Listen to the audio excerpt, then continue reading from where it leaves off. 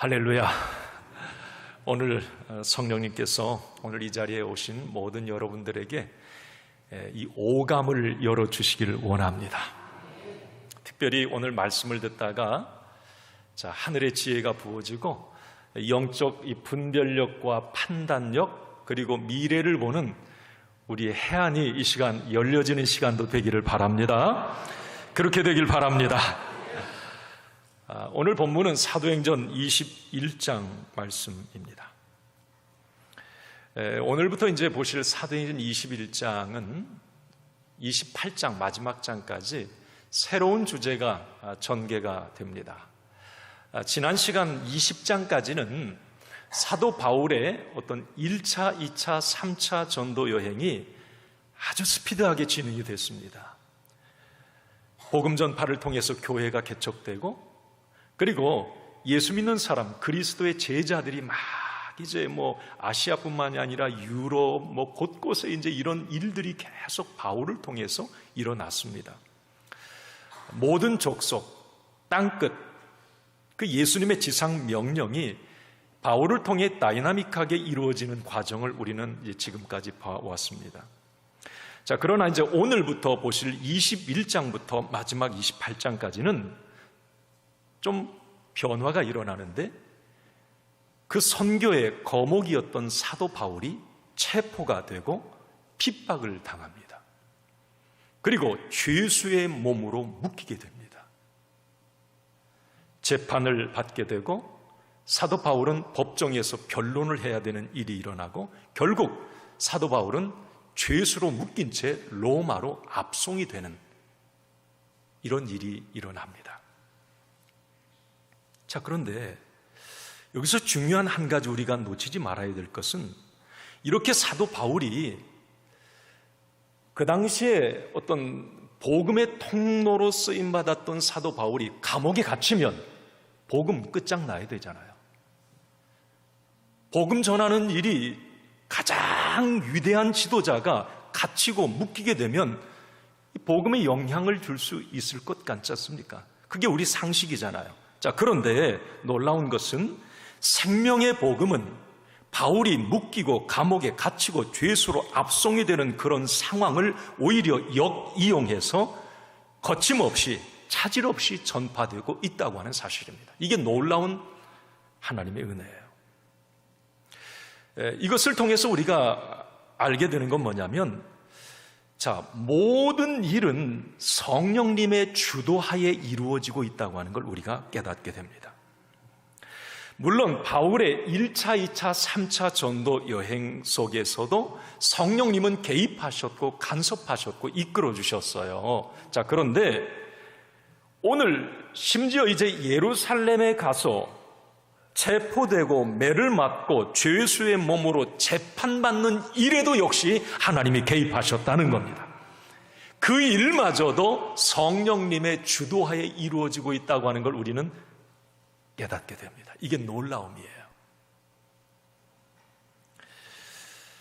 여기서 우리는 그걸 알게 됩니다. 하나님의 계획은 언제나 선하십니다. 이 믿음이 있어야 돼요. 고난도, 핍박도, 어떤 실패의 순간도 있지만 바울에게도 지금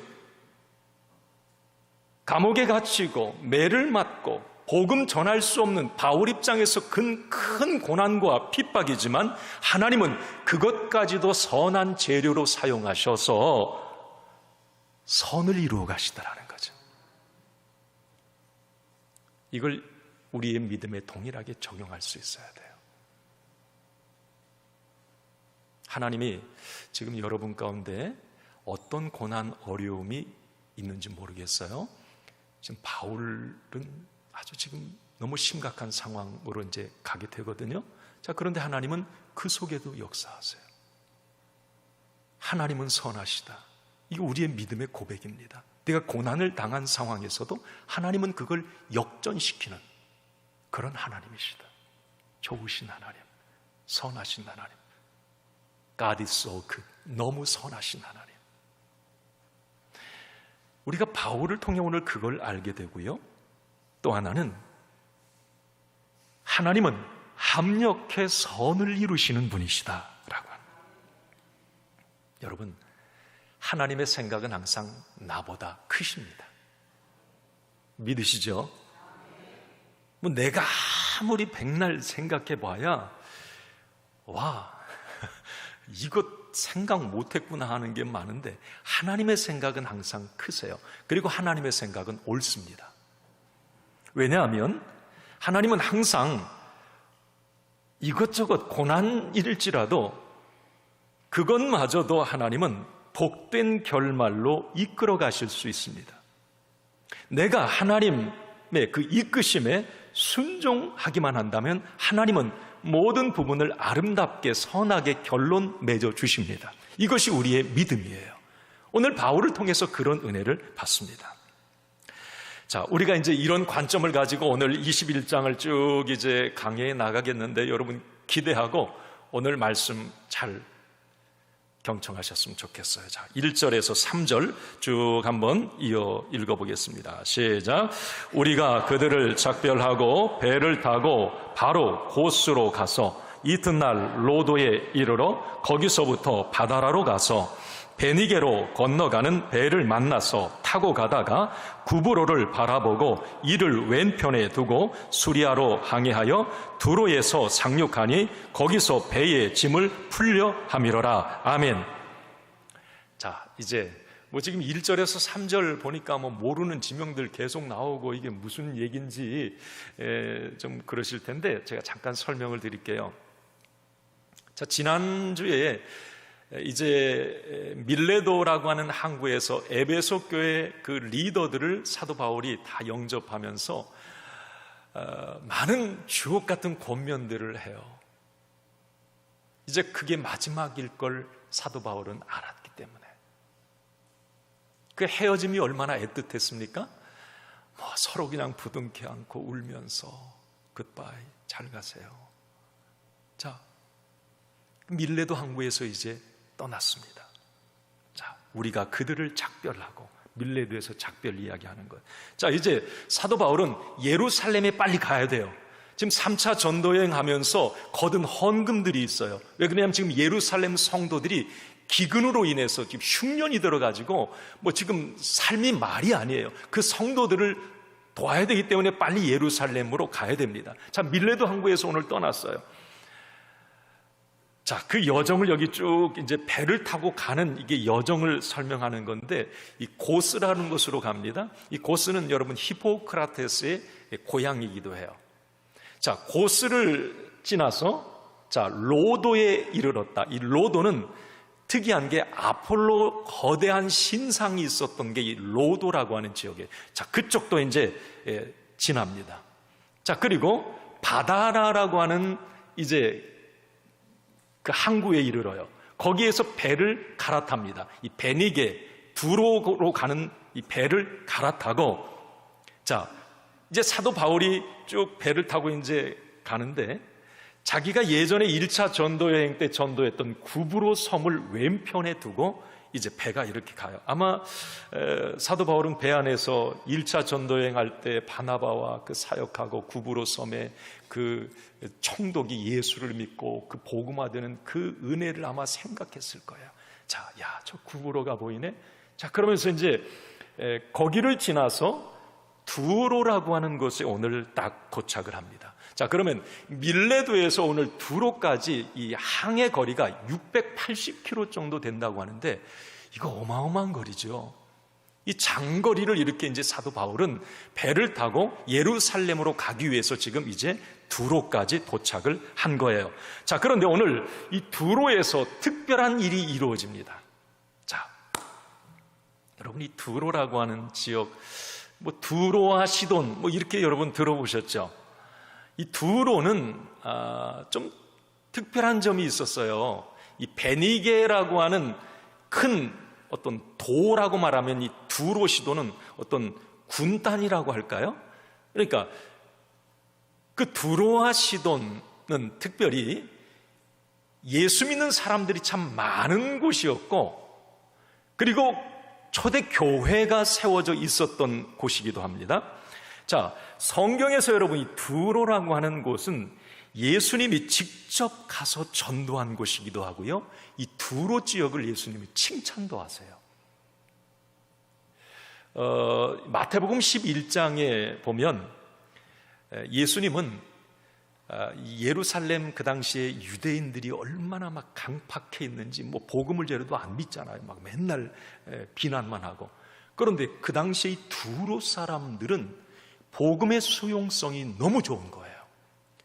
예수님이 거기까지 가서 그 위치방까지 올라가서 이 복음을 전할 때 아멘 하면 막 잘 받아들이고, 예수님이 두로를 칭찬하시는 부분이 있고, 마태복음 15장에 보면 두로에서 또 한 일이 있었죠. 예수님이 어떤 일일까요?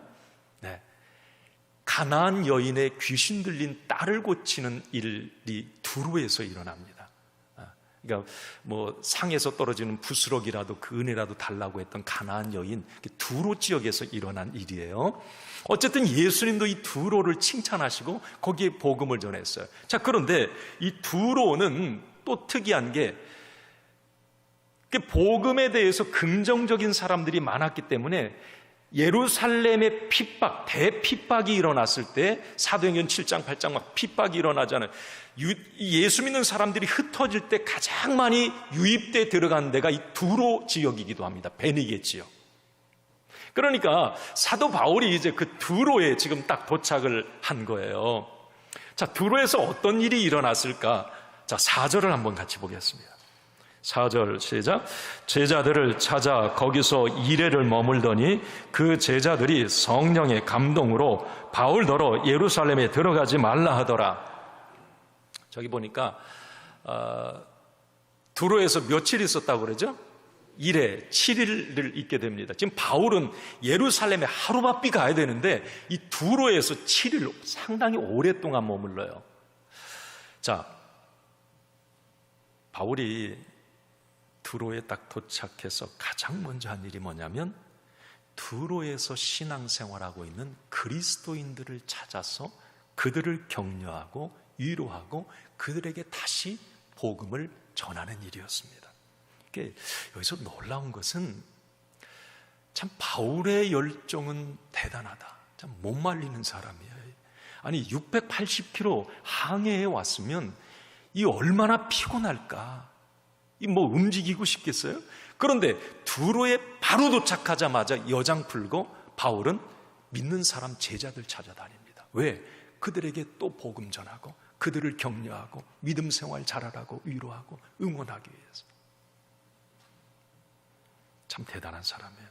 그리고 또 하나 이 두로에서 일어난 일이 뭐냐면 좀 특별한 일이 일어나죠. 두로에는 그렇게 믿음 좋은 사람들이 많았기 때문에, 자, 두로에 있는 어떤 제자들에게 성령님이 감동을 주세요. 어떤 감동을 주시느냐면 바울더러 예루살렘 들어가는 것을 막아라. 그래서 이제 두로의 제자들이, 성령 충만한 제자들이 바울에게 예루살렘 들어가지 마세요, 막 이렇게 만류하는 장면이 오늘 여기에 나옵니다. 자, 그런데 중요한 것은, 아니 성령 충만했던 제자들이 예루살렘 행을 만류해도 중요한 건 사도 바울은 모든 걸 뿌리치고 예루살렘으로 갑니다. 자, 5절, 6절을 한번 이어서 같이 봅니다. 자, 시작. 이 여러 날을 지낸 후 우리가 떠나갈새 그들이 다 그 처자와 함께 성문 밖까지 전송하거늘 우리가 바닷가에서 무릎을 꿇어 기도하고 서로 작별한 후 우리는 배에 오르고 그들은 집으로 돌아가니라. 이제 두로에서 그 이별하는 장면이에요. 뭐 밀레도에서 똑같이 애틋한 이별을 했던 것 같아요. 가지 마세요. 예루살렘 가면 핍박을 당하고 어려움을 당합니다. 가지 마세요. 막 두로의 제자들이 막 말려요. 사도 바울은 굿바이 갑니다. 자, 그리고 바울이 이제 예루살렘으로 가는 거예요. 돌레마이 항구에서 잠깐 하루 묵었다가 이제 오늘 중요한 지점 가이사라에 딱 도착. 가이사라는 예루살렘 바로 위에요. 자, 가이사라에 도착한 사도 바울은 아주 반가운 한 사람을 만납니다. 자, 오늘 7절에서 9절까지 같이 읽습니다. 7, 8, 9 시작. 두로를 떠나 항해를 다 마치고 돌레마이에 이르러 형제들에게 안부를 묻고 그들과 함께 하루를 있다가 이튿날 떠나 가이사라에 이르러 7 집사 중 하나인 전도자 빌립의 집에 들어가서 머무르니라. 아멘. 자, 가이사라에서 누구 만났다고 그랬어요? 여기 빌립을 만났어요. 빌립은 누구라고 했습니까? 7 집사 중에 하나였어요. 와, 여러분 빌립 오랜만에 나옵니다. 반가워요. 사도행전 7장 이제 8장에 보면 이 빌립 이야기가 나오잖아요. 빌립은 초대교회 처음 교회의 7 평신도 집사님, 요즘 말하면 장로님들일 거예요. 그 7 집사 중에 한 사람이 빌립인데, 스데반이 이미 순교했고, 이 빌립 집사는 참 특이한 분이에요. 세계 선교의 문을 연 사람이 이 빌립 집사예요. 그 당시에 예루살렘과 온 유대와 사마리아와 땅끝까지 예수님의 지상명령이잖아요. 자, 이 사마리아라고 하는 지역은 예루살렘하고 거의 붙어 있어요. 자, 그런데 거리는 상당히 가깝지만 심리적으로 먼 곳이 이 사마리아 지역이었습니다. 요즘 우리말로 말하면 북한 가까운데 좀 멀고, 일본은 가까운데 더 멀게 느껴지고, 막 우리 생각 속에 아주 먼 사마리아가 그런 어떤 지역이었단 말이죠. 유대인들은 상정도 안 했어요. 그곳에 가장 먼저 복음 들고 들어간 사람이 누구냐? 이 빌립 집사님이거든요. 그 사마리아에서 여러분 빌립 집사가 전도할 때 어떤 일이 일어나요? 아니, 유대인들이 복음 전하고 막 그러면 예수 얘기하면 사마리아 사람 돌 들고 막 달려들 것 같았는데 어떤 일이 일어납니까?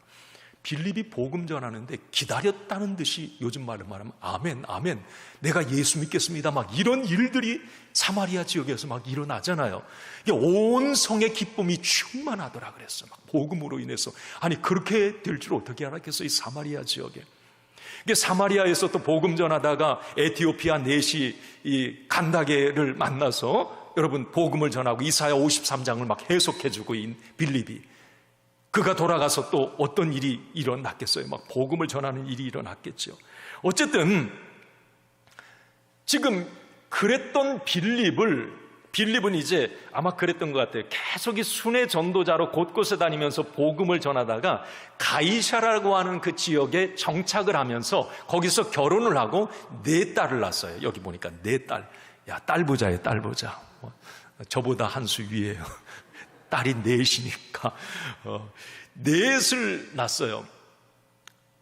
그 딸 4도 다 부모님의 그 믿음 따라서 이 은사자들이에요. 그 당시에 여성이 예언의 은사를 받았으면 특별한 지위를 부여받았습니다. 초대교회. 그 4딸들이 그런 하나님의 일들을 또 막 하고 있었고요. 자, 그런데 그 빌립의 집에 지금 누가 왔느냐면 이 바울이 온 거예요. 자, 20년 만에 만난 거예요. 지금 사도행전 7장, 8장에서 지금 여기까지는 20년의 시간. 자, 20년 만에 이 바울을 만나는데 한번 보세요. 20년 전에 바울은 어떤 사람이었습니까? 사실 이 빌립은 그때 바울 엄청 미웠을 거예요. 원수 중에. 왜? 그 당시에 바울은 이제 체포영장 받아서 예수 믿는 사람 막 잡으러 다니고 옥에 가두고 이 일에 최선봉에 서 있는 사람이 이 바울, 사울이었지 않습니까? 그것 때문에 이 빌립이 그 당시에 예루살렘에 못 있고 도망가서 사마리아에 가서 막 복음을 전하고 유대인들이 다 흩어진 거 아니에요. 자, 그런데 20년이 지났어요. 그런데 그 복음의 박해자였던 이 바울이 세계 선교의 영웅이 되어서 지금 20년 만에 딱 빌립의 집에 온 거예요. 여러분 얼마나 감격스러웠겠습니까? 한번 이들의 만남을 지금 상상해 보세요. 여기서도 사도 바울이 여러 날 머물게 돼요. 빌립이 간증하면 사도 바울이 간증하고, 빌립이 이야기하면 바울 얼마나 밤새워서 은혜의 간증들이 아마 오고 갔을 겁니다. 자, 그런데 이 빌립의 집에서 바울이 있는 동안에 이 뜻밖의 사람과의 미팅이 이루어집니다. 자, 오늘 10절과 11절을 한번 같이 봅시다. 10절, 11절 시작. 여러 날 머물러 있다가 아가보라 하는 한 선지자가 유대로부터 내려와 우리에게 와서 바울의 띠를 가져다가 자기의 수족을 잡아매고 말하기를 성령이 말씀하시되 예루살렘에서 유대인들이 이같이 이 띠의 임자를 결박하여 이방인의 손에 넘겨주리라 하거늘. 자, 빌립의 집에 사도 바울이 있을 때 누가 왔어요? 누가? 아신데 아가보. 자, 바울이 이 빌립의 집에 있을 때에도 아마 이 빌립의 네 딸들이 이 예언의 은사를 가지고 있었기 때문에 사도 바울에게 예루살렘으로 가는 것을 두로의 제자들처럼 말렸었던 것 같아요.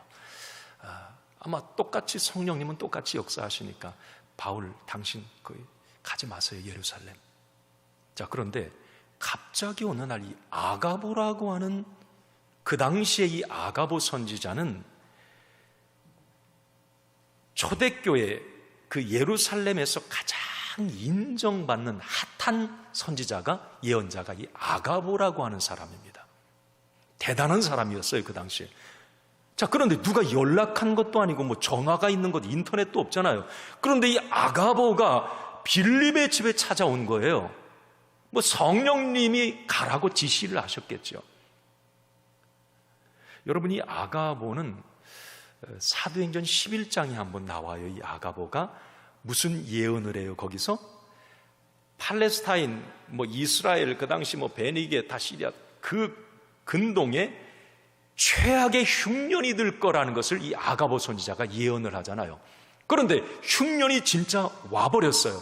그래서 이 사도 바울도 3차 전도여행하면서 예루살렘에 사는 그 성도들이 흉년이 들어서 교회 성도들이 더 어려워하니까 3차 전도여행하면 헌금을 걷어 지금 온 것이기도 하거든요. 그 출발점이 아가보 선지자이기도 해요. 어쨌든 그 아가보가 빌립의 집에 딱 와서 하나의 퍼포먼스를 보여줍니다. 이 퍼포먼스가 뭔지 아시죠? 어떤 막 사인을 보내줘요. 막 뭐 야구 감독이 막 사인하듯이 빌립도 보고 있고 바울도 보고 있고 내 딸도 보고 아마 있었을 거예요. 이 아가보가 막 뭔가를 해요. 뭘 했는지 아까 읽으셨지만 우리 11절을 다시 한번 좀 주목해서 보겠습니다. 시작. 우리가 와서 바울의 띠를 가져다가 자기 수족을 잡아매고 말하기를 성령이 말씀하시되 예루살렘에서 유대인들이 이같이 이 띠임자를 결박하여 이방인의 손에 넘겨주리라 하거늘. 그동안에는 성령님께서 예루살렘에 가면 고난과 핍박을 당할 것을 거듭 말씀해 주셨어요. 거듭 바울 자신에게도 두로의 성령 충만한 제자들에게도 오늘 빌립의 네 딸에게도 지금 아가보도 그것을 말하는데, 자, 오늘 아가보의 특별한 점은 뭐냐면 그동안에는 예루살렘에 가면 핍박당할 거야, 힘든 일을 너 만날 거야, 이것이었는데 이 아가보는 구체적으로 얘기합니다. 바울이 메고 있던 띠를 딱 가져가더니 자기 손, 아가보 자기 손을 막 묶어요. 그러면서 뭐라 그래? 자, 이 띠의 임자는 바울이에요. 바울, 당신은 예루살렘에 가면 이렇게 묶이고 감옥에 갇히고 툭 떼서 재판받도록 이방인 손에 넘겨질 거다. 이제 구체적으로 이 그림을 그려주는 거예요. 놀라운 일이죠. 바울이 이제 예루살렘에 가면 고난과 핍박당할 것은 확실합니다. 자, 여기서 이제 말씀을 좀 풀어가도록 할게요. 궁금해지는 게 하나가 있어요. 그게 뭐냐면, 자, 바울이 밀레도에 있을 때도 성령님은 이 바울에게 직접 말씀하셨어요. 예루살렘에 가면 결박과 이 핍박이 기다린다. 그렇지만 사도 바울은 그때 어떻게 결정합니까? 나는 성령에 매여 어떤 고난이 있다고 해도 나는 예루살렘으로 가겠습니다. 성령에 이끌려 가겠습니다. 이렇게 결단을 해요. 자, 그런데 그 성령님이, 아까 좀 전에 두로에 바울이 도착했을 때 두로에서도 성령님께서 그 두로의 제자들에게 말씀하셨어요. 그런데 그 두로의 제자들은 사도 바울이 예루살렘으로 가는 것을 막습니다. 오늘 가이사라에서도 성령님은 아가보에게 또 말씀하세요. 성령님이 말씀하시되 이렇게 될 거다. 자, 여기서 제가 좀 궁금했던 것 하나, 이제 저는 그 말씀을 통해서 이미 풀렸습니다만은, 아니, 두로에 있는 제자들에게 역사하는 성령님은 어떤 성령님이고, 자, 사도 바울에게 역사하는 성령님은 어떤 성령님이고, 자, 지금 가이사라에, 조금 뒤에 보면 가이사라에 거기에 제자들도 가는 걸 막아요. 그러면 예루살렘으로 가라고 하는 성령님은 누구고, 가지 못하도록 막는 그럼 성령님이 다른 분이십니까? 자, 여기서 여러분 궁금한 건데, 자, 그런데 성경을 유심히 그래서 봐야 돼요.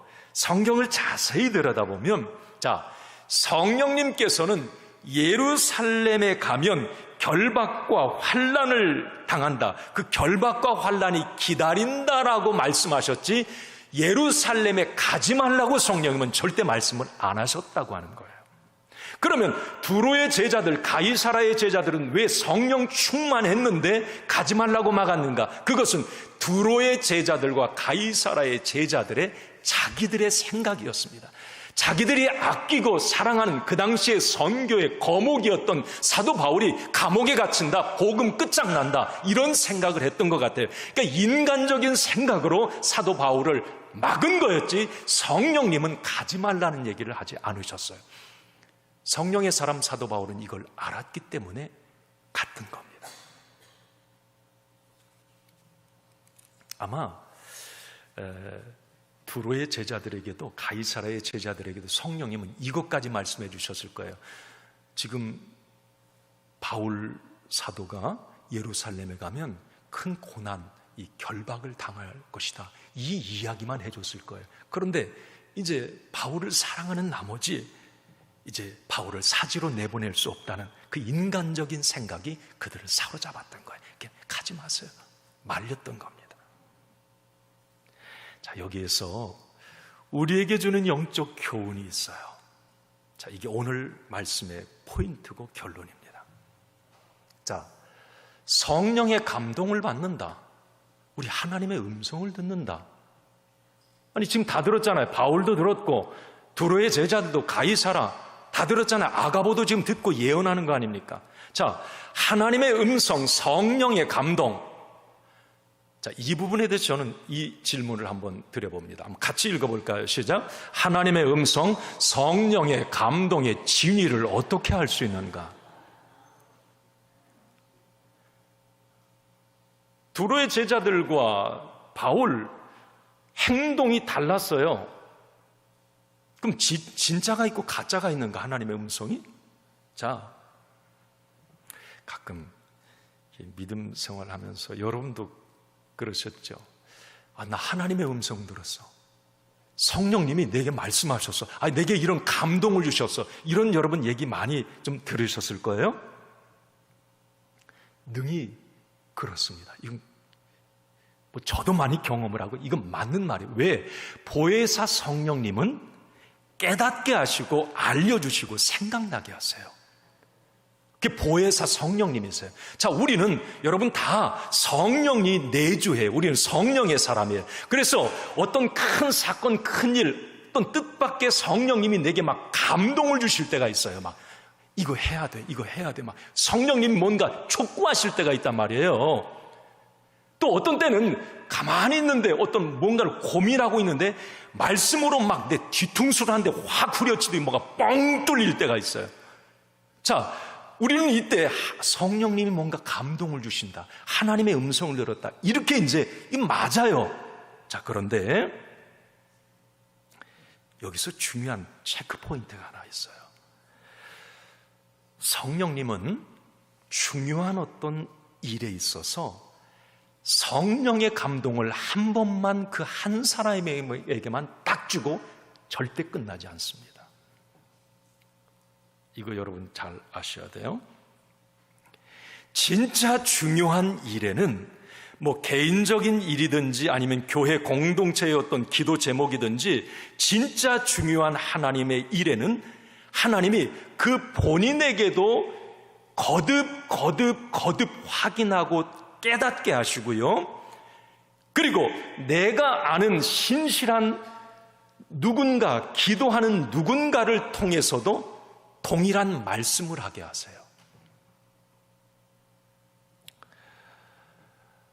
자, 오늘 본문에 바울이 예루살렘 가는 같은 일에 대해서 바울 자신에게, 두로의 제자들에게, 빌립의 네 딸들에게, 아가보에게 거듭 똑같은 일을 계속 보여주십니다.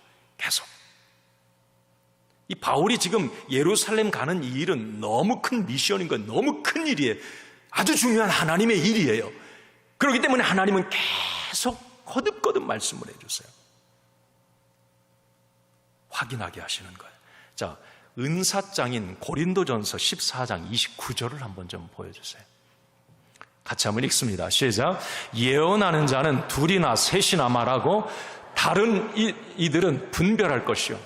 그러니까 예언이 어떤 중요한 일이 한 사람에게만 뚝 주어지는 게 아니라 둘이나 셋이나 그 똑같은 어떤 일에 대해서도 성령님은 거듭 말씀해 주신다는 거죠. 오늘 이 본문에서도 우리가 알게 돼요.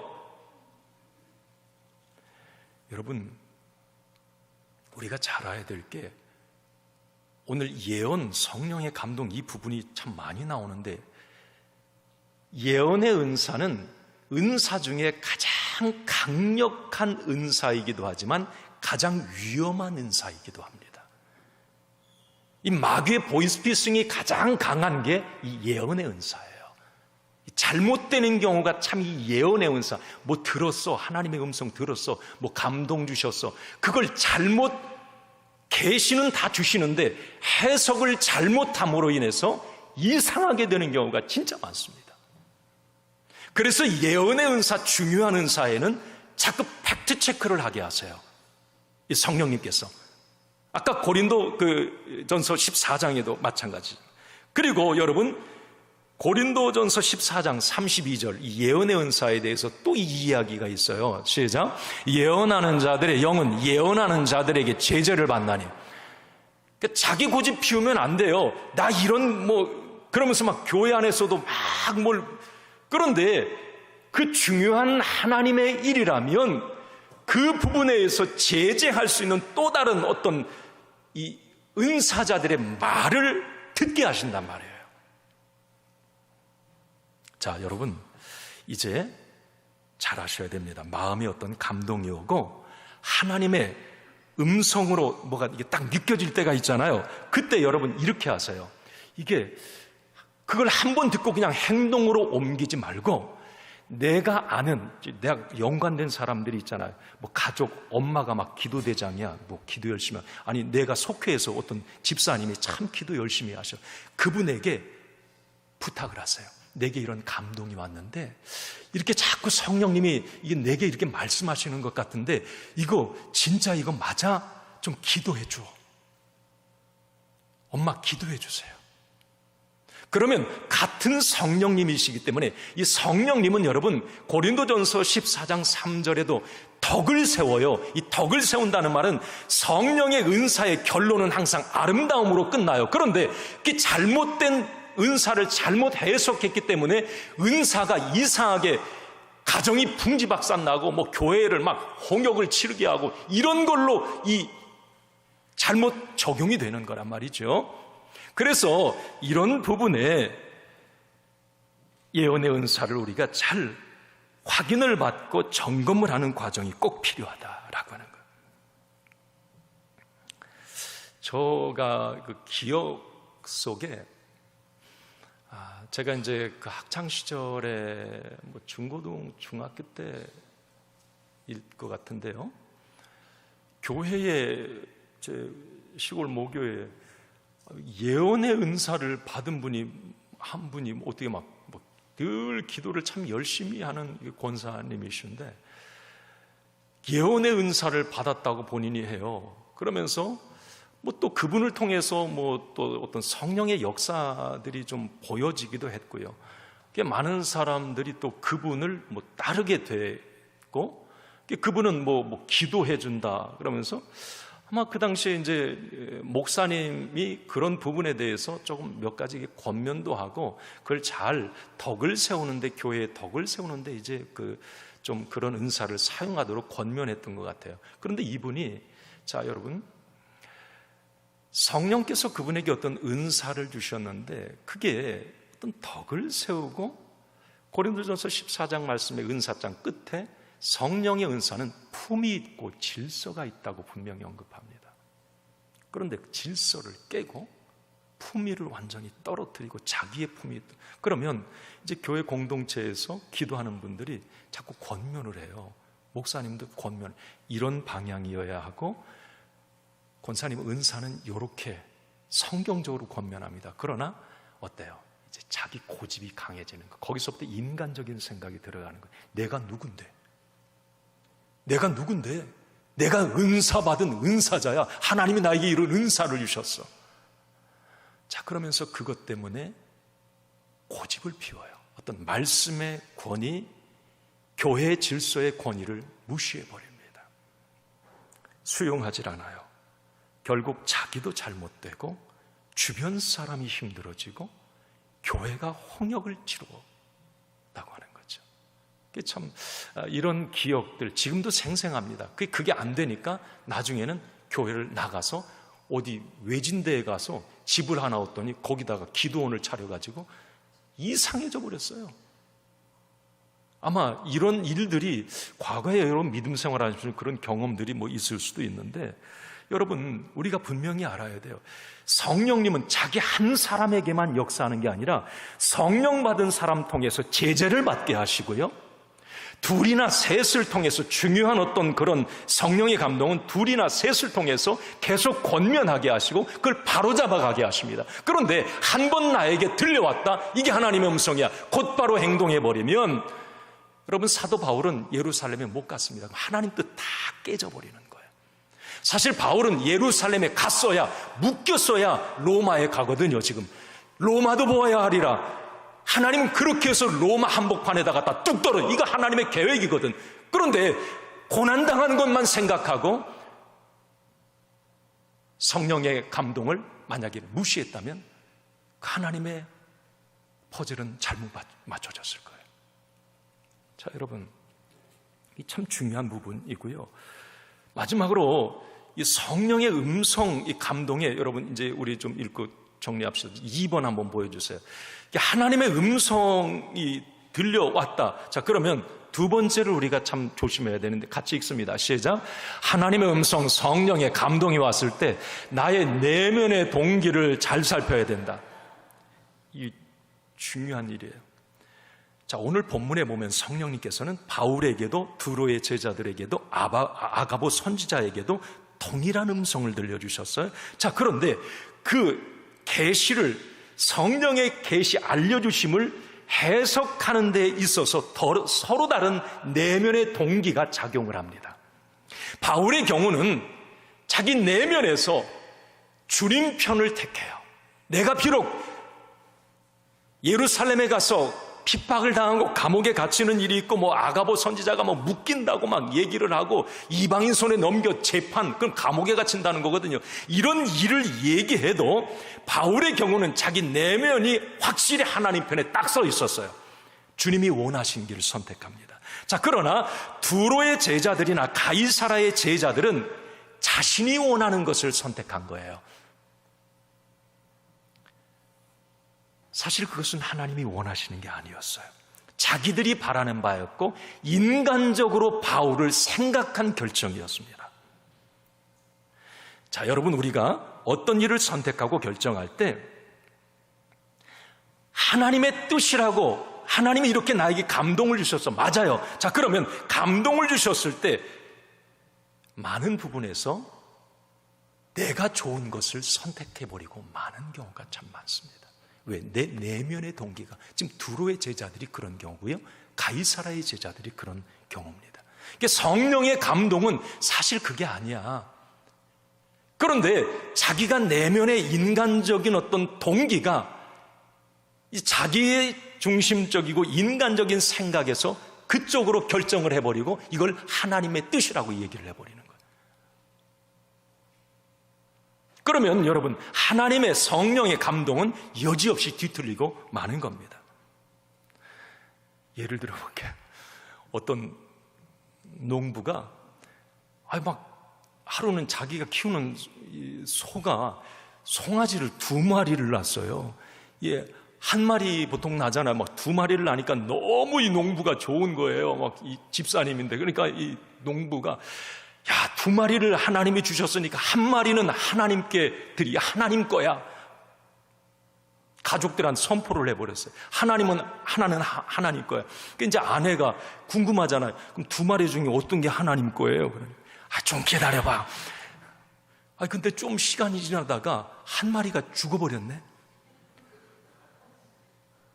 그러니까 그 남편이 그래, 여보, 하나님께 죽었어. 하나님께 죽었어. 이렇게 마음 먹으면 항상 죽는 소는 하나님의 소예요. 항상 하나님의 소가 죽게 되어 있어요. 내 내면의 동기가,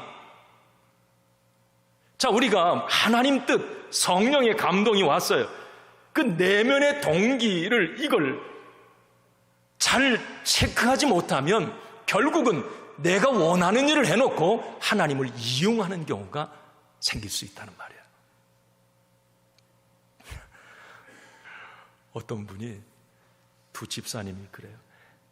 헌금 이야기를 하다가 한 집사님은, 나는 하나님께 헌금을 드리는데 선을 딱 그어놓고 동전을 공중으로 탁 던져가지고 오른쪽에 떨어지는 건 하나님께 드리고 왼쪽에 떨어지는 건 내가 가자.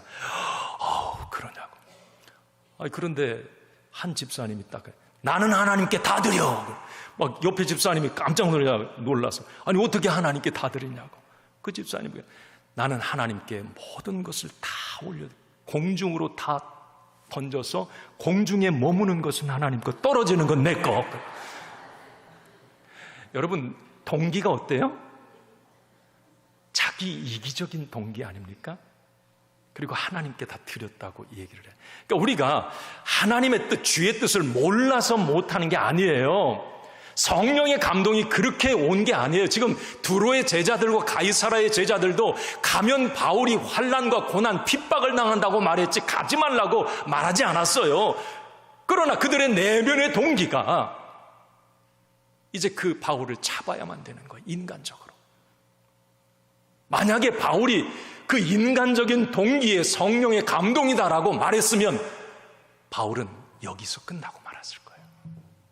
이 놀라운 의미를 여기 우리에게 줍니다. 바울 입장에서도 타당해요. 하나님, 내가 감옥에 안 갇히고 살아서 막 지금 곳곳에 돌아다니면서 복음 전하면 하나님 좋고 나 좋고 내가 왜 감옥에 갇히는데요? 그렇게 말할 수도 있어요. 그러나 사도 바울은 그게 하나님의 뜻이 아니라는 걸 알았어요. 사도 바울은 이렇게, 성령의 사람 사도 바울은 결정을 합니다. 읽고 마칩시다. 우리 13절, 오늘 결론입니다. 13절입니다. 시작. 바울이 대답하되, 여러분이 어찌하여 울어 내 마음을 상하게 하느냐? 나는 주 예수의 이름을 위하여 결박당할 뿐 아니라 예루살렘에서 죽을 것도 각오하여 노라 하니. 아멘. 진짜 멋있는 사람, 진짜 성령의 사람이에요. 여러분, 죽음을 각오한 사람이 무엇이 무섭겠습니까?